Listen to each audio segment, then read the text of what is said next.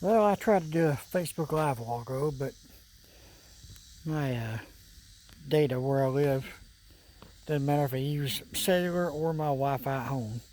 For some reason, where I live here, my phone keeps getting caught in between the two and shifting back and forth and causing really unstable videos. It's all pixelated real bad. Anyway, I started to record this time and try it again. When we were coming home from Kentucky, uh, we got about Jackson, Tennessee, and there's a big piece of truck tire was in the road, and the car in front of us hit it, threw it up in the air, and I really thought it was going to hit the hood of the car and damage it pretty bad, because this piece of truck tire was probably a good 2.5, 3 feet long, and they're about probably 10 or 12 inches wide, I'm guessing there. Anyway, we swerved to the left a little bit and slowed down, and it just hit the very bottom of the fender here, and it scuffed it up. And you would think it doesn't look like much damage. It broke the little plastic pieces inside that grill there that holds it on. There's a black plastic piece that goes up underneath the radiator. It broke it. Without tearing it apart, I don't know if anything inside is damaged. But over here it tore the holes loose on the fender where the inner fender well goes, and it ripped it out. And it dented the fender right up in there. You can see that. It's not bad, but it made a little dent right out here in that area. And it also flew up and hit the door right about here.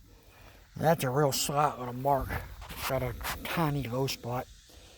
I figure I can block it out, put some primer on it. And it also broke little clips that hold this plastic piece on. I don't know if the plastic piece itself is broken or not.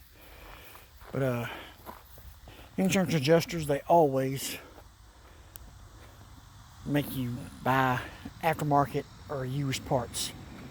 And I tried to get the guy to pay for a Ford bumper. He said he can't. Company won't let him. So knowing I was going to do that, they were going to do me that way. I told him, I said, well, since I got to put a bumper on there, I said the bumper matches up to the fender. I said I need some blend time on it. And I'm good at matching tri-coats. I can do it with no problem. I told him, I said, I don't have to paint the hood because we've got these two little spots right here. And with the shadow it causes across there anyway, I don't think we'll have any problem at all. Like I said, I don't have a problem matching tri-coats, so I can do that. But main reason why I was doing this video is, like I said, it doesn't look like much damage there, but can you believe the estimate is $3,000? And I just wanted to share this because I've had people years ago come to me, and sometimes just a couple of years ago or a year and a half ago, come to me and say, hey, can you paint my old Chevy truck or my Dodge truck or whatever? And I'm like, yeah, what's wrong? And I look at it, and there may be a few dings on it or scratches, nothing major. And they don't want a color change, just want it painted. I said, what kind of price are you thinking? And they said, well, what do you think? I said, well, I know how much materials are. Long story short, they said, well, can you paint it for $500? And I'm like, I can't even buy primer for $500. But like I said, that's the main reason why I'm sharing this video, is just to show how much it costs to fix these things. I mean, I haven't looked yet, but a Ford OEM bumper, I'm going to guess will be anywhere from $1,200 to $1,500. And the aftermarket bumper they put on here was $399. And a lot of times I've had problems with them. They're warped a bit. They don't fit good. Sometimes holes are a little bit in the wrong place, or the plastic is brittle and it's not as good as what the OEM stuff is. And yes, also sometimes have problems with paint adhering to it.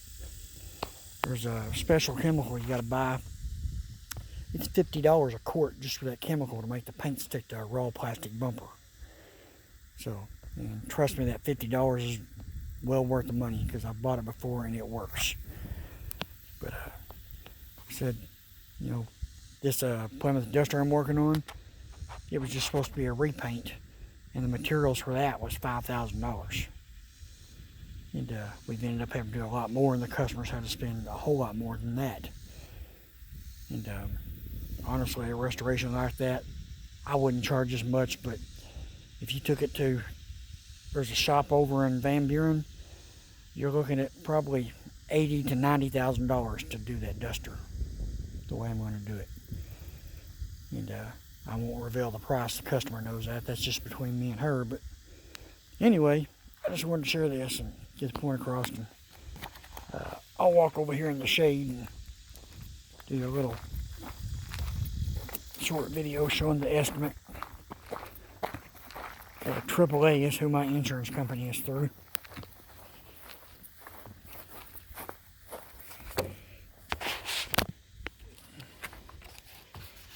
See if I can find it right quick.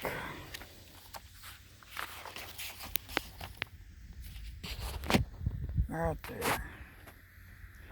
$2,999.61.